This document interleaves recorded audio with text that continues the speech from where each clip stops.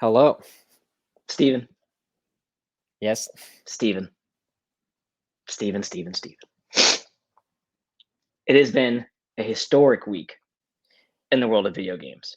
Yes. Historic, Steven. Oh, hold on. I'm gonna flip my hat. Sorry, the text was bothering me. It has been a.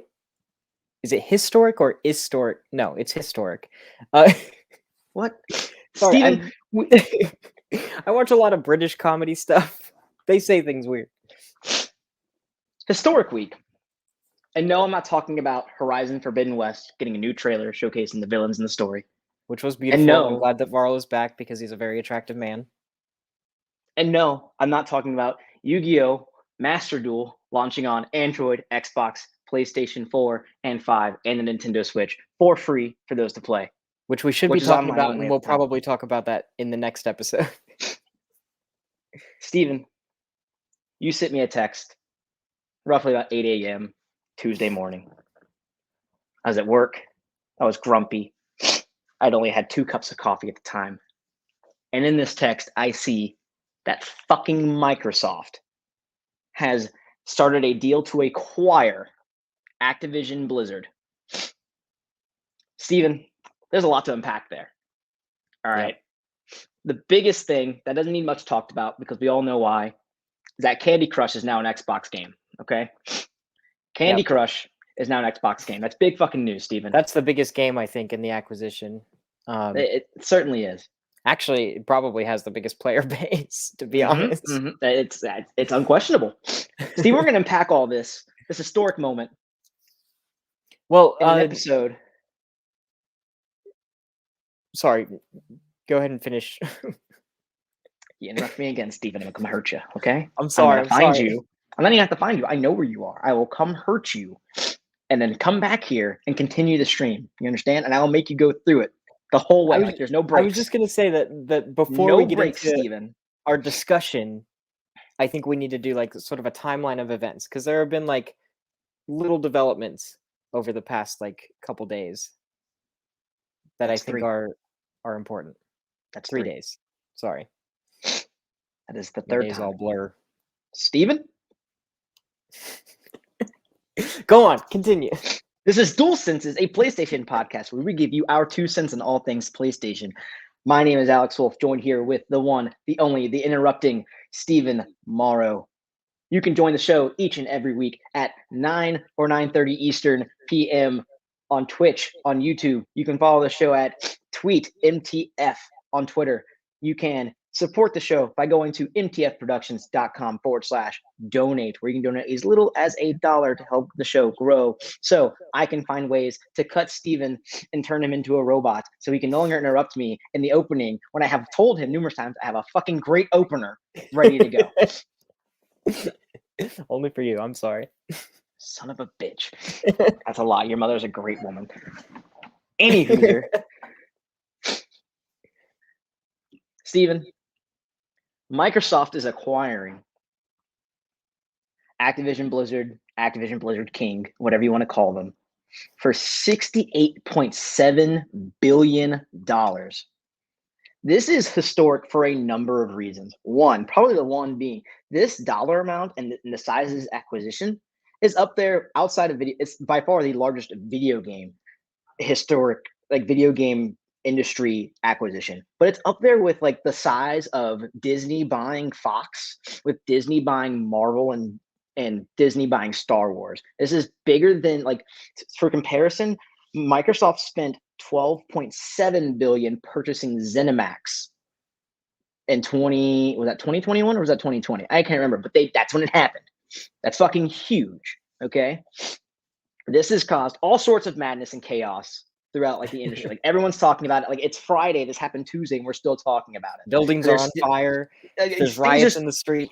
It's wild, man. I mean, the fucking mortgage industry is still on fire and this is taking up more conversation. Okay. Like this is crazy. I mean, granted, this deal is not this deal. See, I got Yu-Gi-Oh! This deal is not scheduled to close until June of 2023. All right. There's, because of the size of the deal and one game in particular, regulators are expecting a lot of legal scrutiny because they're, you got to make sure this isn't like a monopoly because this is a big fucking deal. So let's just kind of get into the meat potatoes. We'll get the facts down, and then we'll just unpack our opinions. What do you say? Yeah, let's do it. All right. So this adds a total of 11 new studios to Xbox's portfolio. This includes Blizzard Entertainment, it's creators of Diablo, Overwatch, and World of Warcraft. Beanox Studios, they're the guys that created Spider-Man Shattered Dimensions.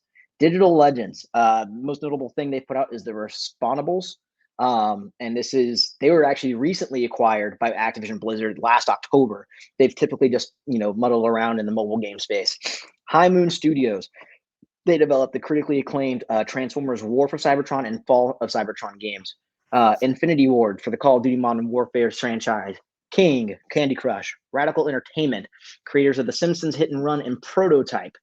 Raven Software assisted in numerous Call of Duty multiplayer game developments and the Marvel Ultimate Alliance games for 1 and 2. Sledgehammer Games was Call of Duty World War II. Toys for Bob, developing games such as Skylanders, the recent Crash Bandicoot games, and Spyro. Treyarch, again with Call of Duty Black Ops. Like the list goes on and on and on. So just to give you an idea. Now, the question is now, and we go further down in this timeline of things, not long after, Sony's stock drops $20 billion. It's 13% according to Bloomberg. This is the largest drop in Sony history since 2008. Now, big question that came about this entire thing, Steven, was how is Sony going to respond? And they did. Oh, hold on. What? Sorry, are you back? Yes. Okay. It stuttered for a little bit. You were like the big thing, and then it stopped. Okay. So the big thing about this is that Sony did respond. Okay. Sony put out a response, I believe it was earlier today, if not yesterday, as to how this affects them. So far, all they've commented is that they expect Xbox to honor any contractual obligations on any ongoing franchises that are still due. So again, keep in mind, this deal is not set to finalize if it gets approved until next summer. If not, or I believe next spring, but I think the latest is June 2023. So in between that time, we're not going to see any massive changes. We may see a lot more Activision games kind of hit Game Pass just preemptively, right? It's not a bad thing. That's totally fine. It's not unexpected for big franchises to get added to Game Pass. But, oh shit, where was I going with this? Hold on. Well, so PlayStation put out the tweet. They were saying, we expect you guys to still follow through with the previous agreements. Yes. Microsoft responded, and they basically said some marketing fluff. They're like, oh, we believe PlayStation is important to the industry. We're still going to stick with our the same agreements, which is fine. Whatever. The deal is still, there's going to be a lot, I guess. Yeah, we're in early stages here. Nothing's set in stone. What I think is kind of interesting, though, is this comes hot in the heels after the controversy with, what's his name, Kopic, Kotick, and all of that, and Activision. It was later reported that Activision Blizzard was looking to sell. They were looking for a buyer, and they first approached Facebook or Metaverse or whatever. Where is this coming from? I honestly didn't see this. This was hold on. Doing a quick thing. It was on a few different things, but okay. And Blizzard approached.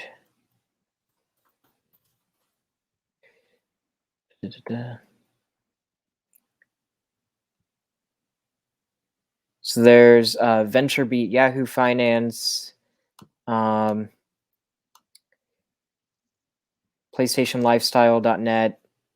Okay. Basically a bunch of different things. A bunch of places that reported on it. Yeah. But yeah, so they were looking to sell, and I think this had a lot to do with the controversy and trying to like restructure, and all of that. I think that is important information. Yes. The fact that they went to Facebook first. Facebook is, I guess, an interesting place. But basically, Microsoft accepted the offer, I guess, because they were looking to sell. It's not like Microsoft went to them, which does kind of change the context of things. Yeah. So I wanted to make sure that was stated too. Yes. But yeah. So let's start unpacking this here. So for comparison's sake, recently Microsoft rather purchased ZeniMax Studios, which again housed and owned Bethesda Game Softworks and Bethesda Publishing, and anything under that label, including Arcane Studios, id Software, the list goes on. What we saw from that in that time frame, because at that same point we had games like Deathloop and Ghostwire Tokyo being in development for PlayStation as exclusives, and the question was, how does that change the exclusivity? Will they stay exclusive? And what happens with further Bethesda game titles like Starfield and The Elder Scrolls 6? Will those go multi-platform? For months, Phil Spencer's all about including the community, making games accessible and playable anywhere, and that was the first thing he said, like, hey, we believe in having these games on all platforms and getting out where it needs to be. About 3-4 months later, it was reported that Starfield and The Elder Scrolls 6 are going to be Xbox exclusives. So the big question that has been begging from this is, how does this affect PlayStation? And what does it look like for them to go here? So I went through. Oh, did I not save my stuff? Oh, I updated this doc and I spent like a good chunk of time on it the other day. So long story short, games, especially Call of Duty, who is actually a big question in this because of how influential Call of Duty game sales is to the industry. That game alone, if anything happens of it, regulators are expecting, and this came from, I believe, Bloomberg, and I sourced it from IGN. That game alone, if it's regulators expecting, if Microsoft has plans to make it exclusive, will get the deal shot down because of how influential it is, because it makes it seem like a monopoly at that point. So for those who need understanding, Call of Duty has continually been within the top 10 game sales, if not the number one game sold every year for at least 10 years. Call of Duty last year alone was the third highest sold game on the PlayStation Store, and not only the UK, but the US. And then below that, I believe at the number 7 spot was Call of Duty Black Ops Cold War, still coming in the top 10, and that game came out a year ago. And then below that in the UK, I believe at spot 18 was Diablo 2 Resurrected for one of the top game souls of this year. So impressive numbers, all from Activision Blizzard. That's going to put a major dent in PlayStation if this game goes exclusive. Now, I have also recently I participated in a poll on IGN.com on their homepage. Does the Activision acquisition make you want an Xbox? For options are yes, no, sticking with my PC, no, sticking with Sony, or no, already have Game Pass. This is a total of 34,276 votes and counting, with no, sticking with Sony, still taking the lead by 35.3%. Steven, now touching back on what the Bobby Kotick situation, that was the next big question, obviously, with all the scandal and everyone calling for him to be removed from the chair as CEO, was what's his position like during this transition? At first, it was reported that he was going to remain there. Then it came back like, hey, we never said that, or was this misinterpreted? That we will discuss his position further down the line. Now it's being reported that he will step down after the deal's finalized. It's hard saying. So before we get into like the meat and potatoes, how this affects PlayStation, I personally think if Bobby Kotick's not removed from that seat when this deal finalizes, Xbox is going to put a bad taste in their community, the video game community as a whole, in that mouth, because Phil Spencer, while he wasn't as harsh as Jim Ryan with saying like, "Hey, no, something needs to be done," he did stand out and say something. It was the phrase in that mouth. In that mouth, Steven. In that mouth. Put that on a shirt. God. He came out and spoke and said, no, something's got to change. Something's got to get fixed. If Kotick's still there after that comment, that looks kind of like, you were saying it to save face. You wanted a good faith image. Well, so, I mean, let's be honest here. So first of all, they haven't made any specific comment, probably because the deal's not finalized. Mhm. Uh, so there's that. But also, they haven't really spoken out as much. And like when everything was going down, I think all of the major companies put out some kind of a tweet saying that they don't support that kind of behavior. But then Mhm. when pressed specifically on this issue, um, Microsoft put out a tweet basically saying that they're not interested in engaging in that kind of um, conversation. Uh, Basically saying that they've all made mistakes and they just want to work on doing better, something along those lines. And uh, I mean, either way, let's be realistic. I Yeah. think I don't think it's going to make that much of a difference either way. I think he will be removed after the deal goes through. I think it's more of a symbolic gesture. I think with time, the industry will just forget because time and time again, the industry and our audience has done a great job of making a big stink over things in the moment and then forgetting about it the next month because there's lots of pretty shiny distractions. Mhm. Um, I think that's just the way that a lot of things in society are, honestly. But Mhm. regardless of what happens, he's still going to make out like a bandit. He's getting millions of dollars. Right. He's Um, gonna he's gonna make his dollar one way or another, no matter how much of an and asshole he is. yeah, and as much as that makes me absolutely sick, there's not really much that we can do about it. And it fucking sucks. If I had my way and if I were in charge of anything, Oh um, no. well, I would just say I would immediately release a statement and I would immediately just drop that guy. Like, want nothing to do with him. And that's me. And that's before the acquisition. I think that Activision Blizzard, it would be in their best interest to do something like that. And I think honestly, because of all of the shit that was going down, I think that that's a contributing factor in them reaching out to sell. Yeah. I think this is a big factor. I don't think anyone probably the biggest shock value of this is that you got arguably the largest video game publisher and developer team. They pump out the number one selling game every year for the last decade, if not more, is now being acquired by somebody else. One that shows the financial power that Microsoft holds. Like, I think a lot of people forget that Xbox, yeah, is a great big brand, but they're housed under an even larger brand and always have been. I think everyone forgets that. It's the same thing with PlayStation, with Sony, but I think it's pretty evident that Microsoft It's still kind of trumps apples Sony and when it comes. oranges, though. Yeah, I mean, Microsoft still trumps Sony when it comes to dollars power that they can do with things. Yeah. Um, and they're flexing it. I think Microsoft knows with what they know what to do, right? They know when to drop things that aren't working and when to pick things up that are. They got out of the mobile space with their phones. They got out of the PC gaming space by dropping games for Windows. They have now doubled down on OS with Windows, and they've doubled down in video games with Xbox with all these acquisitions. Um, I think Kotick, like you said, I imagine he's gonna be gone.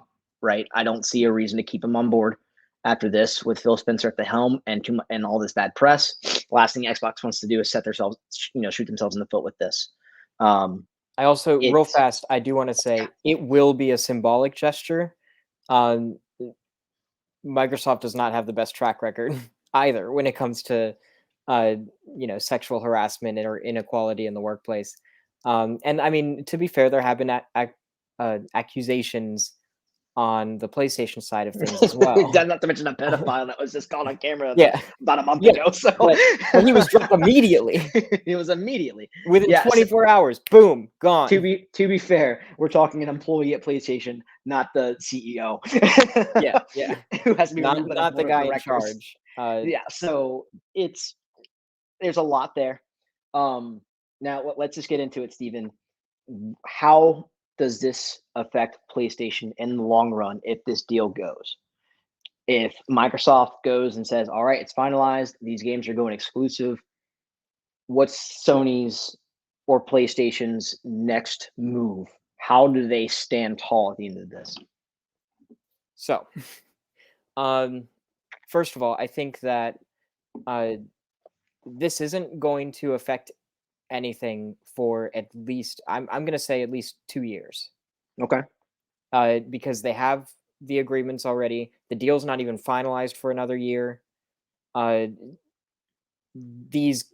for example, Call of Duty games, they're on 3-year development cycles. So these agreements are already in place, Hmm. like contractual agreements. So unless they just get like ripped to shreds or anything, um, I think that we're at least good for 2 years, possibly three, at least in terms of Call of Duty. And I'll Uh, tag in with that because Call of Duty developers are already calling with this acquisition. This is, I believe, I saw this on IGN as well. That they're asking, or at least hoping, that this gets rid of the annualized Call of Duty title and allows for a longer development cycle. So, just want to chime in with that, but continue. Um, but yeah, so and especially with the games that are further on in development, I don't think they're going to scrap all of that work. Also, I don't think that they're going to want to lose out on the money um, for sales for that. Hmm. But also, uh, Microsoft has previously stated, I think this was actually a Phil Spencer quote, uh, their competition is not PlayStation. Their competition, according to Phil Spencer, is like Google, Hmm. Facebook.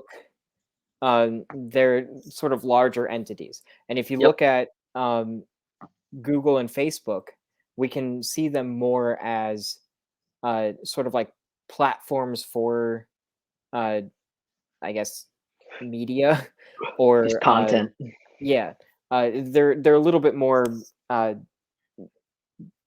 diverse, I guess, broad, yeah, larger than specifically. large, and in uh, charge, Steven.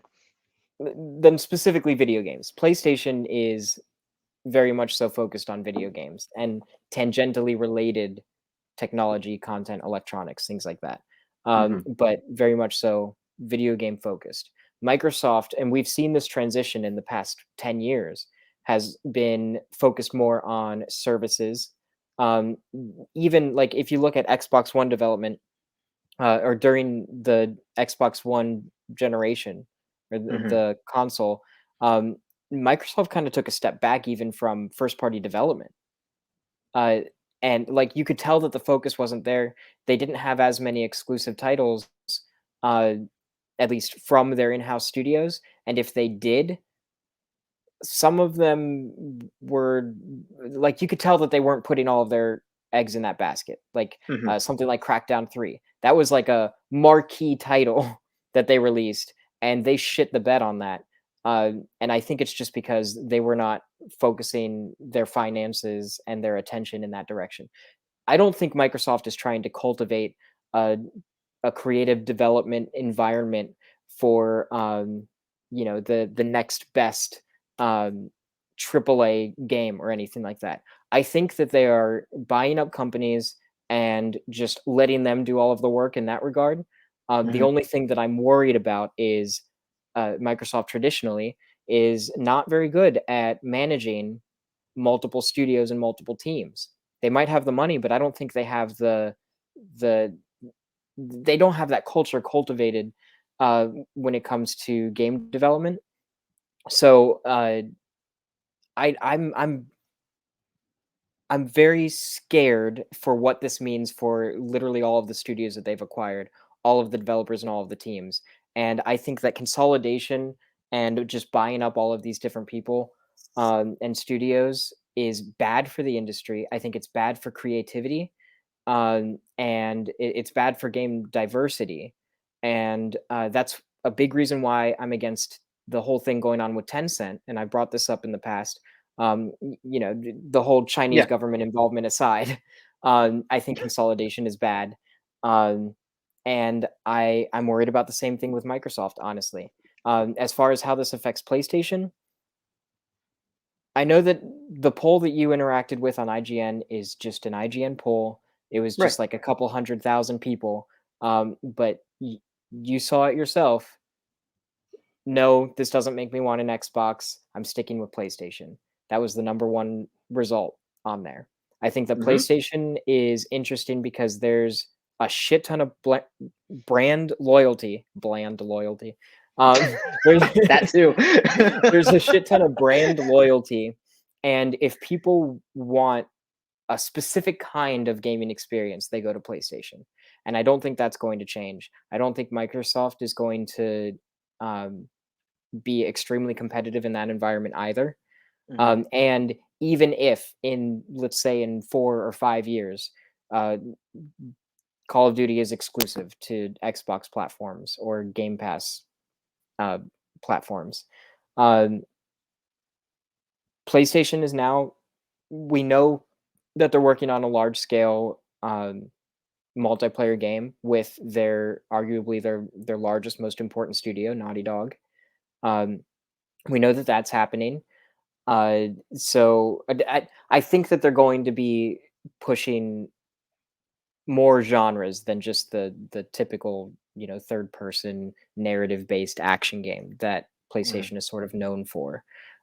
So I think that they're expanding in that direction, um, but they're doing it, I think, strategically with teams that they either have a history of working with or teams that have very specific skill sets that can work in conjunction with their pre-existing teams. Um, so there's that. Uh, I I think PlayStation is going to be fine. Uh, Honestly, I am Mhm. mostly worried about whether or not these developers, whether or not these studios, are going to be able to continue doing the things that they're doing. Uh, I mean, I'm personally not too invested in Activision Blizzard myself. My favorite titles from them have been remasters, and uh, that's that's it. And I can kind of take or leave those, to be honest. Yeah. Um, I don't think this is as much of a blow to PlayStation as people are spinning it to be, as much Mhm. as um, it could potentially be a blow to gamers, honestly. Um, However, I think that this is kind of setting the stage to where PlayStation is going to have to respond. Yeah. And again, we in the last episode we talked about Spartacus and Mhm. uh, PlayStation's response to Game Pass. I think that they need to hit it out of the park. Like, it needs to be this amazing thing that steals the thunder, because if it's not, it's going to look really fucking bad. Yep. Like, really bad. And that's going to be the thing that everyone's talking about. They're going to be talking about how Microsoft has Game Pass, now they have Activision Blizzard, and PlayStation fucked themselves over by announcing some shitty god awful service. Um, like, that's going to be the narrative, and it's going to suck. Already, the narrative for next gen has been very pro Xbox, despite PlayStation still.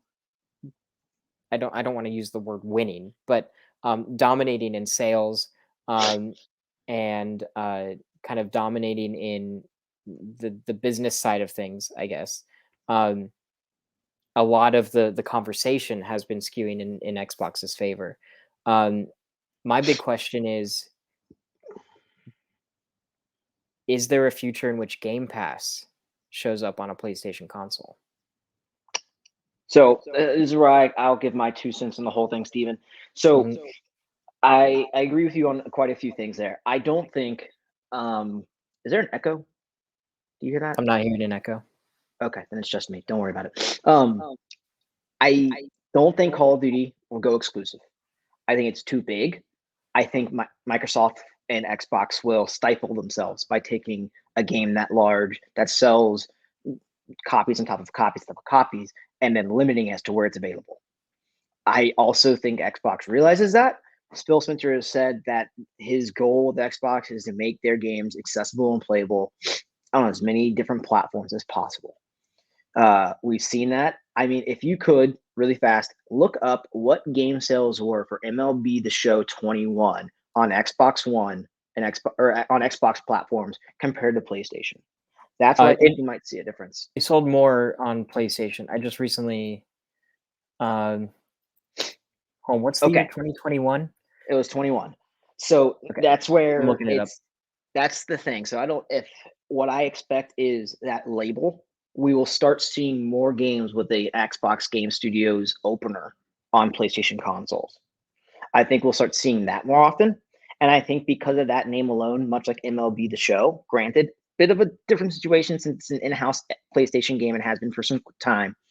I think we will see that branding on if you put an Xbox logo or Xbox Game Studios logo on Call of Duty, that switches the conversation. I think you'll start seeing the sales numbers shift to where it may have been more Call of Duty games recently, especially after the multiple partnerships PlayStation has had with Activision on Call of Duty with exclusive content, or at least early access to exclusive content. Mm-hmm. First, we're going to see a drastic shift in that. That's going to be Xbox because of the branding alone. But that's it. That's the most shift we'll see. I think PlayStation, a big thing similar to what you said. I think we've got two different titans with PlayStation and Xbox and how they go about things.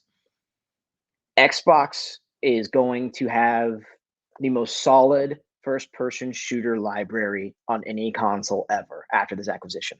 Period. No one can argue that. And then you've got PlayStation. Now, here's the difference. Xbox has again made it a goal to get their content on as many platforms and make it accessible as possible between Game Pass, xCloud, Game Pass for PC, and partnering and giving some of their exclusive titles to platforms like the Nintendo Switch with games like Ori and the Blind Forest, Ori Will the Wisp, so on and so forth. I think we will. Sorry if I squint a lot. I have contacts in. I am remembering why I stopped wearing them for 2 years. It's On the audio cut out again. okay. I was just talking about my contacts. So and why okay. I'm squinting so much. So what we'll see is you're gonna, whereas Xbox doing all that, PlayStation won't be affected as much, like we've seen in the poll, and like you've said, simply because PlayStation has always is done well, not because of how many games are out there, but how much they double down in their exclusives and the kind of games they put out. Whereas PlayStation may not have a massive number of exclusives pumping out on an annual basis compared to Xbox with this new thing. Like that's statistically just going to be a thing. Xbox is going to have more exclusives launching, or at least more published titles launching, just because of how many studios are under their umbrella. It is, and it's fine. PlayStation will put out more polished, fewer games, and those games carry weight because PlayStation has set up a reputation of where their exclusives, no matter what they are on whatever dollar amount scale they're funded, are a high level and have been doing so for years now. That's where we'll see the difference. We'll see a lot of Xbox games out there, but you'll see a varied range of quality. Whereas PlayStation, you'll see fewer games come out and throw it out. So it's going to be a battle of content versus the quality there. A quantity versus quantity type of conversation there. PlayStation, again, like I agree with you there, has to get Spartacus right. That is, if it is what we think it is and what we've heard rumors and rooters of it being, they've got to get it right. And they've got to get it right with the pricing.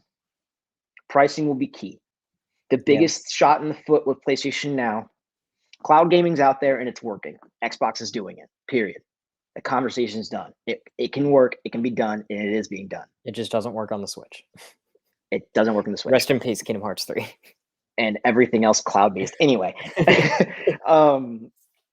But PlayStation, after purchasing Gaikai, has fumbled that opportunity continually.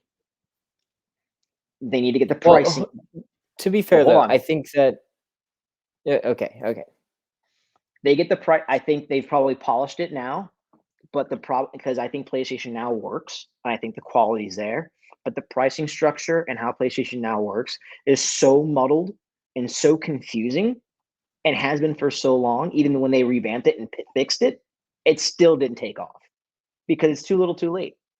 This rebranding of it with whatever Spartacus ends up being called or ends up being needs to be clear and simple. It needs to have straightforward pricing, and it needs to happen soon. They can't dilly-dally on this. If this is something that they want to do, now knowing what Xbox has under their hood now, they've got to get it out. It needs to be out by the end of 2022, period. If they don't get it out by then, they will forfeit 2023 when it comes to at least a dollar sales conversation, period. I said last week that I don't think Game Pass is a system seller. I don't. I think there's a lot of factors in that, but I mean, I can't think of a time, even when Game Pass first launched, it was never a thing where and we were working at GameStop at the time. I can't tell you how often I probably should have told my people buying an Xbox to sign up for Game Pass. And I still think that's something you'll see in retailers now. I think the only people advertising Game Pass are the people who make Game Pass. I think that is where, but now I'm not afraid to say I'll eat my words on that with this happening. If Call of Duty for any reason stays annualized and it's on Game Pass after this acquisition, that's killer. Period. If Overwatch and Overwatch 2 end up on Game Pass, that is killer. Right there. That is a killer fucking move. Period. If Xbox gives, and it kind of goes back on what you said about how you're afraid that these games, this is where I slightly disagreed with you, these games that Xbox has get fumbled in the mix because they're just left to do whatever they want. I think you're right. I think PlayStation's a bit more hands-on with their studios, but the biggest contributing factor to these games is the money being given to them. So I think, especially if we look back in the amount of games that have come out from Xbox Game Studios under the acquisitions, those games have been more polished than previous, I should say, games that aren't from the coalition, like Gears of War or 343 Studios or Xbox Game Studios. Those games under that umbrella usually kind of rough under the edges. I think with Xbox owning them, letting them like, hey, you guys know what you need to do. You guys know what you're good at. Do it. Now you have a I don't want to say uncapped well, because I'm sure there's a dollar amount they can't go over, but they've got more funding behind them than they've ever had. So you'll see these studios possibly put out more polished games than they've had in the past. We've seen it honestly evident. I think that's the thing. Too. That's the thing that I'm a little bit afraid of, though, is I don't think it's a money thing. I think it's a management thing. And I think that with Psychonauts 2, they had a good director. They had a good project manager. You know, they had a good producer. Yeah. Already, like Double Fine already had those things. I don't think Microsoft had that much of an influence on Psychonauts 2 at all, really. That's true. And that's what I'm thinking is going to happen with these other games, though. I think Microsoft won't have much influence in the games being made. It is very much, here are the resources, you tell us what you need. I think in the short term, Microsoft is not going to have much influence. But then immediately after all of these projects that were already lined up and already in development, once they're done, I don't have confidence in Microsoft's ability to manage these teams. I don't have confidence in Microsoft's ability to create compelling content. At least this is coming from my perspective. I think that every time that they have taken more control over something, they have fucked it up. I mean, Crackdown comes to mind. Pretty much every Halo thing in between Halo 2 and Halo Infinite. I think that's a rough thing to say. I wouldn't say that about Halo. They couldn't get the Master Chief Collection right. Like that was so abysmal. But I mean, we don't need to get into specifics on the specific games because the conversation is really just I mean, I don't want to get into the weeds on specific things really. But basically I think that, and maybe this is a sign that Microsoft is learning, that they should stay out of development and instead just focus on the platform, focus on the services, and focus on getting eyeballs and fingers on games, I guess. Um, I don't like the fingers thing. Neither did I. Why'd you say it? Doesn't comfortable. Basically, getting an audience to games first and foremost, Mhm. and then letting people do their own thing. But I don't know. I think history tells us another story. I mean, things like Scalebound come to mind. Um, like there are there's a history of them just like fucking up developers and fucking up their projects and fucking up their studios. And every time, at least that I can think of, in which a shit ton of studios have been bought, um, it at large amounts in a relatively short amount of time, it has not been good for the consumer. So I'm going to play devil's advocate here. We've also seen that with PlayStation. I think Xbox. Not to this You're right. scale. If we're looking to history, and I think, well, it's not to this scale because they don't have the money to be at this scale. Hold on, are Honestly. we talking about acquisitions or messing up studios? Just for Both, clarification. both in this sense. I think that what I said applies to both. In all honesty, I mean, again, we see the dollars that Microsoft has compared to Sony. I So think that the difference though is Microsoft is buying up things that they don't even have necessarily that much of a history with. But PlayStation is only acquiring studios that they have worked intimately with for the most part. I mean, true. Housemarque was essentially a PlayStation first party studio. Well, so Um, again, let me get to this here. So let's think about okay. that. So playing off of what you said, you mentioned that Xbox has fumbled historically with game development. Mhm. Let's talk about every Bethesda game and how pivotal Call of Duty was and how influential Xbox was in the early days of the 360 and continued to be until the PS4. PlayStation historically with the PS3 and how that developed was ass for developers that weren't under their umbrella. Period. That is a fact. No one can argue that. It was butthole. Yeah, It's but they why we weren't saw, under their umbrella, so they but weren't even then, responsible. so that's fine. Xbox, they're not responsible, but then they took the responsibility to make its console in the next generation easy for developers to make on. That is a thing they've I said. mean, yeah. Yeah, so that's the responsibility thing. They are responsible for that. Maybe not as much as the developers to find a way around it, but they're responsible for making something out there for developers to make on. Xbox did that. I Now, think that's a sign though of them like learning, but yeah. and that's the same thing with Xbox. Now, granted, Xbox historically, fact, fucked up early on and continued through the middle of the release of the Xbox One. Fact. It's there. It is what it is. We saw games like Crackdown fail. We saw Scalebound not even make its way out the gate. But since then, we've seen them in hell. Even Halo 5 fumbled, but it became better. And the thing is with Halo, while it fumbled in the aspect it took away a feature that was pivotal to Halo, and that was the split screen multiplayer. It still had one of the strongest concurrent player bases in a first person shooter and continued to until Halo Infinite launched, which was met with critical praise and probably would have swept the Game Awards in numerous categories if it had been released by a cutoff time. Period.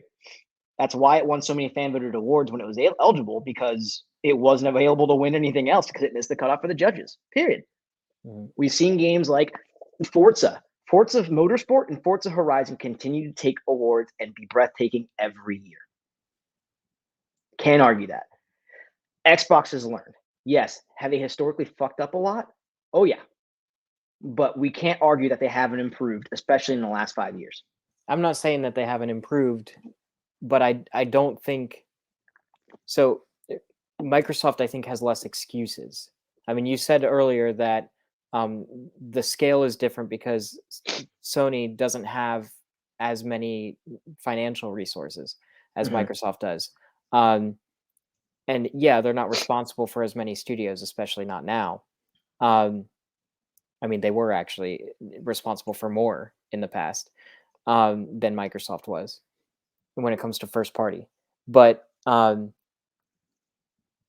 with Microsoft, they mismanaged across the board, even with their most important IP. They they didn't cultivate the kind of environment for these developers to succeed with their projects. Uh, you mentioned, Forza and Halo, and I would throw Gears of War in there as well. Yeah.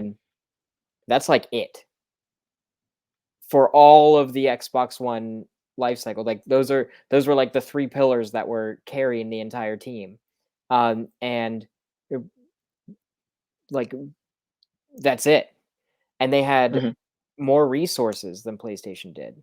Um, they had going into the Xbox One, they had arguably a more uh, a bigger fan base, a bigger audience. They were coming out of a success.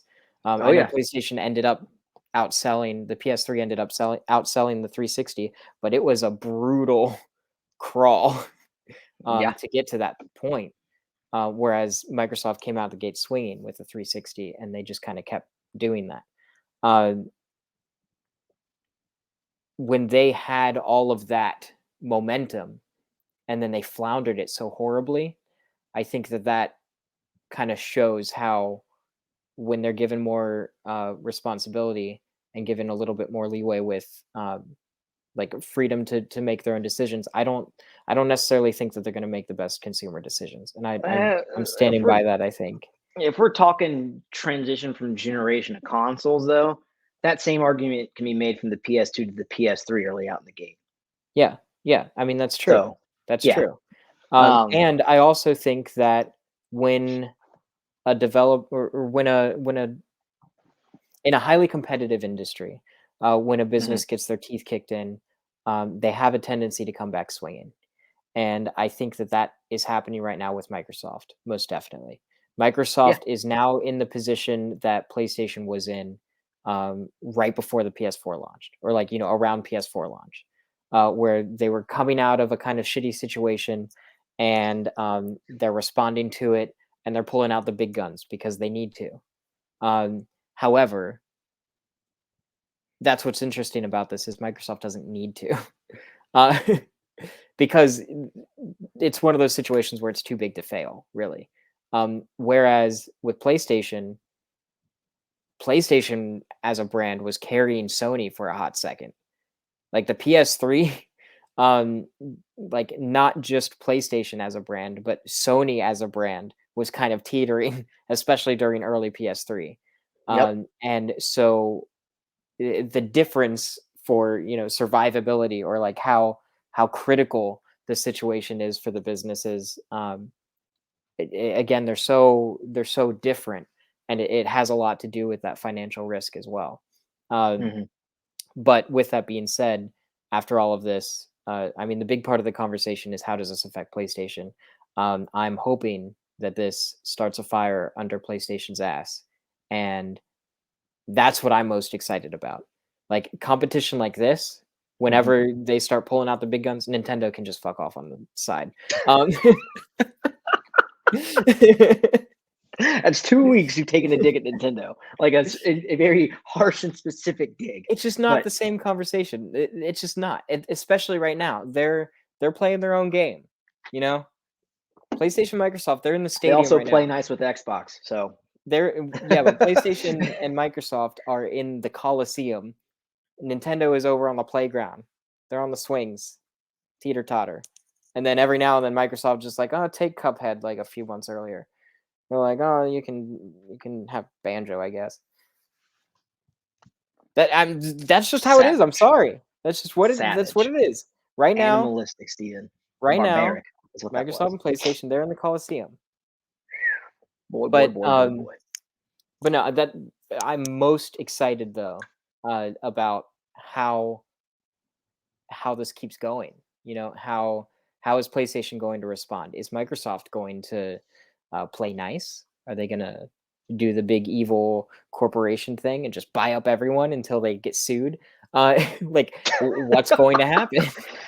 I think the biggest thing I'm worried about, or not worried about, I should say, is I'm curious to see how this turns out. Again, I brought the comparison of where it was like, yeah, we're gonna put our games out on multiple things. Don't worry. After they bought Bethesda, it was ZeniMax, and again, 3 or 4 months later, Starfield next and Elder Scrolls exclusive. Mm-hmm. I don't. Again, I expect Call of Duty and all these other games, for the most part, at least the bigger ones, to stay multi-platform, just with that Xbox branding on it. But at the same time, I wouldn't be surprised if they said, "Oh no, we're going exclusive," because it's happened already. Yeah. This will just take a longer time because these are not singular installments; these are ongoing franchises. Call of Duty Warzone still exists on PlayStation, and they're not going to just delist that right away. If they do, which I don't think they will, it'll be years from now when they start pulling that shit off. Well, look at what happened with Minecraft, though. Like Minecraft is still on all of the systems, and that's what is it, Mojang? I don't know how to pronounce Mojang. it. They're owned by Microsoft now. Another Mhm. fucking buyout. But the writing was on the wall, I guess. But anyways, that's still getting like updates and stuff on consoles, even Yeah. PlayStation consoles and things like that. So it could really go in either direction. Mhm. Um, Mhm. However, I think you're right in the sense that whenever a big company makes a promise to us, we should always take it with a grain of salt. Always, always, always. On either end, whether it's Microsoft or PlayStation, we shouldn't inherently trust them. We shouldn't inherently assume that they have our best interest in heart, because at the end of the day, they're a business. They're publicly traded.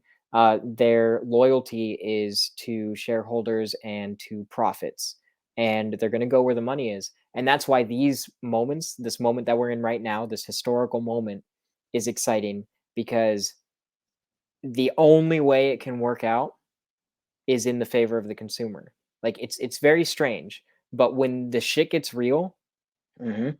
now PlayStation is going to do whatever the fuck they can to get us excited, to make Yeah. us care. I So we now have the upper hand as consumers, which is I always fucking cool. I expect a big state of play to happen in the next 2 months. So I'm thinking by the end of March, we will have a big state of play. And I mean big. I think we will have Puppeteer big 2. announcements. Big announcements. That's 5 times, Steven. I'm about to beat that ass. Sorry, big Um, announcements. Jumping Flash in VR. fucker. Jesus. I still think that'd be fucking amazing.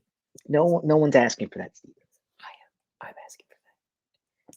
No one. Do you Anyway, remember when you said nobody's asking for Parappa the Rapper, nobody's asking for Loco, nobody's asking for Wipeout, and in the same day they announced all Patapon, they announced all of it.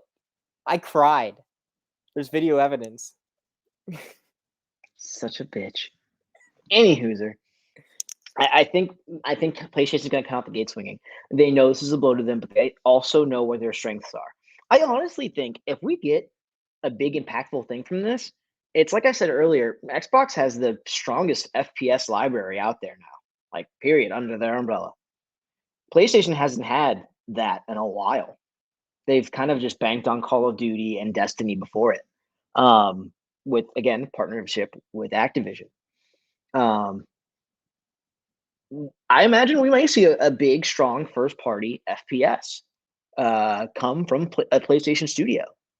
I think we'll see that happen. Maybe not this year, maybe next year, but I think that'll be in response because they're going to want to cover all their genres. They have a hand or at least a foothold in multiple genres of video games out there, from action adventure to platform to music rhythm to racing.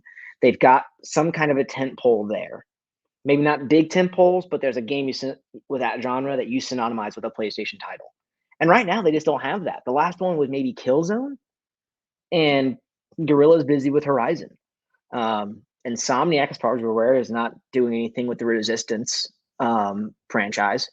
So They've been teasing the hell out of it, though. They've been teasing the hell teasing, out of it. as in like they've been posting Instagram shots talking about it, but they do the same thing with all of their games. So it's a lot of people thought that last year, like, oh, Resistance is coming, and then like nothing. They said the same thing the year before that. Still nothing. I'm not saying it's not coming, but I'm not saying like they're teasing it. I think they're just reminiscing, and it just happenstance. Well, I honestly would. I think you're right though, in the sense that PlayStation needs to have a a big standout first party multiplayer game. And I'm not talking Destruction All Stars. I'm sorry. uh, I don't think anyone's gonna fight you on that one. I I think that so I have 4 predictions, I guess, Okay. when it comes to what we're going to see multiplayer. And I Mhm. mean, it's not really one of them's not a prediction. Uh, Last of Us Factions. I Okay. think I think it was going to come out earlier, but I think they decided that they wanted to make it a bigger thing. I think that PlayStation was like, "Hey, we need this to be a really fucking big thing." And I think they're gonna go. This is where we go into prediction territory. I think they're gonna go balls to the wall. I think they're gonna make it some like big, like almost Fortnite esque, like a Mhm. living world that changes and evolves. Um, that kind of thing. I think that we're gonna see that with factions. Um, I think that Resistance is going to make a return. Maybe it'll start with like a remastered trilogy or something. But I think Resistance is going to make a return, and they're going to see how much interest there is in that, and then maybe develop that further. Um, they also have SOCOM. SOCOM hasn't been Mm. touched in a long time, It's real. but that still has a like a hardcore kind of resonance to it. And Mhm. I think that that could be something that we could see in the future that could be pretty successful. I mean, when it comes to, a good old fashioned military romp. Uh, but I don't know I'm if you trying. could call that a romp. Oh, it's a romp. Uh, it's very rompous. Uh, You're fired. um, but then also, hold on, that was so factions, resistance, SOCOM. There's another. Oh, Twisted Metal. We have the Twisted Metal uh, series that Mhm. has been confirmed. It's been essentially confirmed that a Twisted Metal game is going to accompany this as well. Mhm. The only thing is, uh, what's up in the air is whether or not it's going to be like narrative focused and tie in with the show, or if it's going to be, a good old fashioned Twisted Metal experience. But I mean, that could also be a thing that they're kind of leaning into as being like a flagship multiplayer experience. Um, I'm not as confident in that one, but not gonna lie. It's sort of in order of confidence for me. Okay. So Okay. Twisted Metal is least confident. I think that Factions is gonna be, it's gonna be something to write home about.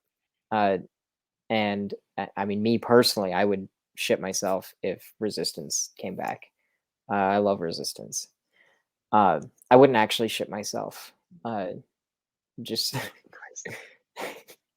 just as a little side note. Asterisk there in case Yeah. anyone had a question. Like, will Steven actually shit himself? The answer is no. Yeah. Correct. The answer. Damn Oh it. no. Um, but yeah, so I It's think up in the air, ladies and gents. He may shit himself. we don't know. Uh, but I mean, even just working with pre-existing IP, that's not to say that Mhm. they're not going to pull out some kind of new thing, uh, which I mean, PlayStation has given us a lot of really cool new IP Yeah. in the past handful of years as well. So I don't know. I don't think PlayStation's going to hurt necessarily. I think that this maybe in the short term, but I think that this is going to do nothing but strengthen the brand, and they're going to lean further into their strengths as well. Mhm. Uh, and I know I said this before, but I'm going to say it again. You went on the poll. You saw there's still a lot of loyalty with PlayStation, and I think when people are looking for a very specific kind of quality experience, and when they want that technological benchmark title when it comes to video games, uh, you can't have that conversation without talking about PlayStation. You just can't. Microsoft can't even have that conversation without talking about Naughty Dog, for example. It was Mhm. leaked that uh, developers in Microsoft working in first party studios were examining they were like doing an analysis on The Last of Us Part 2 because they had never seen anything like it. Like it was doing things that were that next level. And they were like, they literally had, as a little note, sent out to everybody. It specifically said, The Last of Us Part 2 is the new benchmark. We need to do things that are this good. I think PlayStation will be fine. I think so too.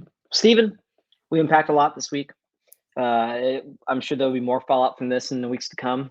But ladies and gentlemen, if you are interested in following along with us, by all means, please join us next week on Dual Senses, a PlayStation podcast, where we give you our 2 cents on all things PlayStation. Again, make your way over to www.mtfproductions.com/donate to contribute to the show to help us grow and bring you more quality content than we already have and keep us from going on break so much. Until next time, we'll see you next Friday. See ya. Love, love, love.